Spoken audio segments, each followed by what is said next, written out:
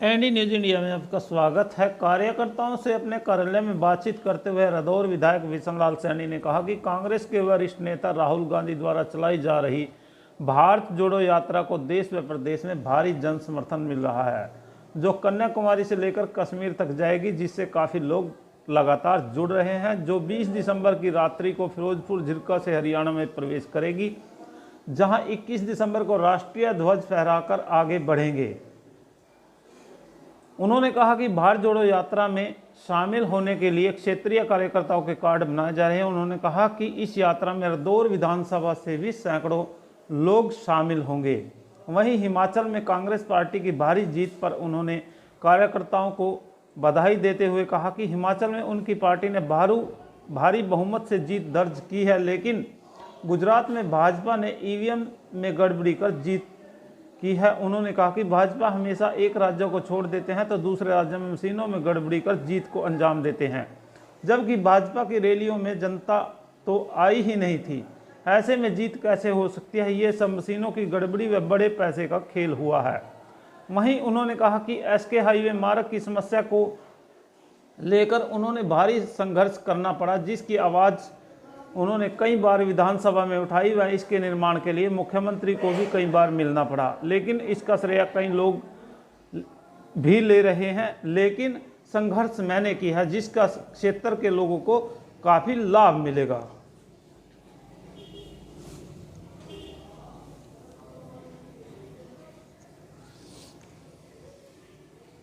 तो सबसे पहले तो कांग्रेस पार्टी के जो बहुत ही वरिष्ठ नेता हैं मिस्टर राहुल गांधी जी, उनकी जो है भारत जोड़ो यात्रा चली हुई है, जो कि कन्याकुमारी से लेकर के कश्मीर तक जाएगी। और वो यात्रा उसको एक बहुत बड़ा भारी मात्रा में रिस्पांस मिल रहा है। लोग जुड़ रहे हैं, उसके अंदर सामाजिक संगठन जुड़ रहे हैं, जैसा कि यूट्यूब पे या दूसरे माध्यम से भी देखने में आता है। और वो यात्रा राजस्थान से 20 तारीख को हरियाणा में रात के समय एंटर कर देगी और सुबह 21 तारीख को फिरोजपुर झिरका में राष्ट्रीय झंडा फहरा करके राहुल गांधी जी यात्रा में चलेंगे और उनके साथ लाखों की संख्या के अंदर जो लोग चल रहे हैं वो भी साथ साथ चलेंगे। उसके लिए ड्यूटियां लगाई गई हैं। प्रत्येक विधानसभा क्षेत्र से भारी संख्या में लोग ले जा करके वहाँ पहुँचाए जाएंगे। रदौर से कितने लोग तो उसी में हम, जैसे कि रदौर जो दूर की जो कंस्टिट्यूंसी हैं, जैसे रदौर है, यमुनानगर है, उधर वो है, वो उसमें जो है एक प्रत्येक विधानसभा क्षेत्र से 50-50 और 100 जो कार्यकर्ता हैं या लोग हैं वहाँ पे ले जाए जाएंगे। उनके स्पेशल यात्री कार्ड बनाए जा रहे हैं, जो कि ऐसे कार्ड बनेंगे जब सरकार अगली हमारी आएगी तो उसमें उन कार्डों का बड़ा भारी फायदा होगा। जिसके पास भी वो स्पेशल कार्ड होगा उसको हरियाणा विधानसभा में जाने के लिए या हरियाणा के सेक्रेटरीट में जाने के लिए अलग से कोई पास नहीं बनवाना पड़ा करेगा। और लोकल अधिकारी को मिलने के लिए भी सबसे पहले उसकी बात सुनी जाया करेगी जिसके पास वो कार्ड होगा। तो इसलिए हम सबसे निवेदन भी कर रहे हैं भी अपने कार्ड बनवाओ और 100 आदमी वहाँ पर हमारे साथ चलो। उसके बाद फिर जब यात्रा दिल्ली में बढ़ जाएगी, 21, 22 और 23 हरियाणा में है, फिर दिल्ली में है, उसके बाद यूपी में जानी है। यूपी के बाद जनवरी के महीने में पानीपत में दोबारा फिर से यात्रा का आगमन होगा। वहाँ एक बहुत बड़ी रैली की जाएगी हरियाणा प्रदेश की तरफ से। राहुल गांधी जी के स्वागत में बहुत बड़ी रैली होगी।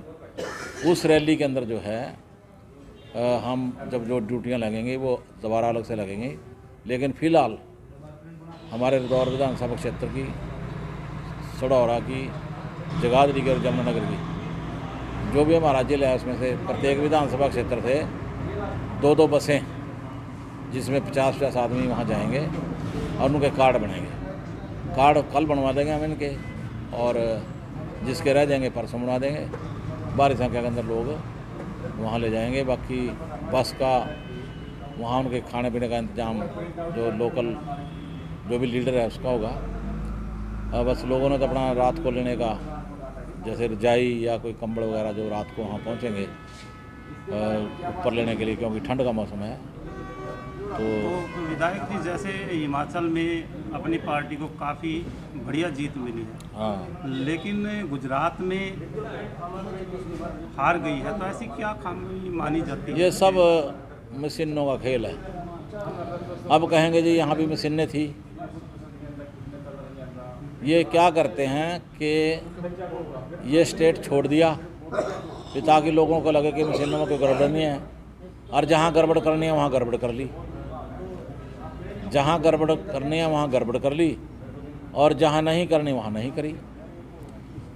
अब जो इलेक्शन कमीशन ऑफ इंडिया है, जो कि एक प्रकार से इंडिपेंडेंट बॉडी होता है, उसका अगर आपने सुना होगा या यूट्यूब पे या अगले दिन अखबारों में देखा होगा, तो जो सेकंड फेज़ का चुनाव था उसमें 57% वोटिंग बताई गई थी कि जो वोटिंग हुई है वो 57% हुई है। लेकिन जैसे कि जिस दिन गिनती होनी थी उससे एक दिन पहले ये डाटा आया कि 65% वोटिंग हुई है। तो 57 और 65 8% का फ़र्क है। 8% वोटिंग जो है ना, ये कहाँ से आ गई? जब 57% बताई थी तो 65% कैसे हो गई?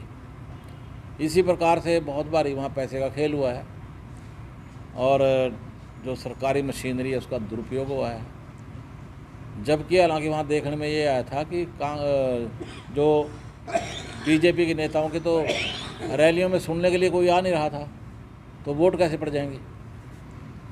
जब कोई सुनने नहीं आता बात को, और जब ये कह रहे हैं लोग कि इन्होंने किया कुछ नहीं है, तो कैसे वहाँ पर वोट कैसे पड़ गई? ये सारा मशीनों का खेल है और कुछ नहीं है। तो विधायक जी, जैसे अपनी विधानसभा में जैसे अपना एक बड़ी मतलब जो एसके हाईवे की जो कार्य था वो शुरू हो रहा है, हाँ, उसमें आपकी काफ़ी जीत, मतलब काफ़ी अच्छा कार्य है, इस बारे में आप क्या कहना चाहेंगे? देखिए, इसका ये जो एसके रोड है, जो कि स्पेशल तौर पे हरिद्वार का जो बाज़ार है, शहर है, उसके बीच में जो बिल्कुल ख़त्म हुई पड़ी है, टूटी पड़ी है, इसको ठीक करवाने के लिए, इसकी रिपेयर कराने के लिए मैंने बहुत भारी संघर्ष किया। हर बार विधानसभा के अंदर भी बोला, और हर बारी जो है मुख्यमंत्री को कभी किसी को कभी किसी को, वहाँ मैं लोगों को मिलता रहा। तो चलो हार करके ये अप्रूव होगी, इसका टेंडर लग गया और सड़क बननी शुरू हो गई। जैसे कि जोड़ियों से लेकर के इंजीनियरिंग कॉलेज तक तो तकरीबन सड़क बन गई है, एक तरफ की थोड़ी सी रह गई है। और जो शहर के बीच में यहाँ भी दोनों तरफ नाले जो लगेंगे, जो बड़े नाले बनने हैं पानी के, क्योंकि पानी ही सड़क को तोड़ता था, वो नाले बनने शुरू हो गए हैं। नाले बन जाएंगे, उनके ऊपर प्लास्टर हो जाएगा। उसके बाद जो है बीच वाली जो सड़क है ये कंक्रीट की बननी है, ये तारकोल की सड़क नहीं बनेगी, कंक्रीट की बनेगी। और ऐसी सड़क बन जाएगी कि 10 साल तक ये टूटने का नाम नहीं लेगी। जैसी मर्जी ट्रैफिक चलती रहो, ये सड़क नहीं टूटेगी। तो इस प्रकार का काम जो है ना, हरिद्वार के अंदर एक बहुत बढ़िया काम मैंने पूरे प्रयत्न करके इसको करवाया है।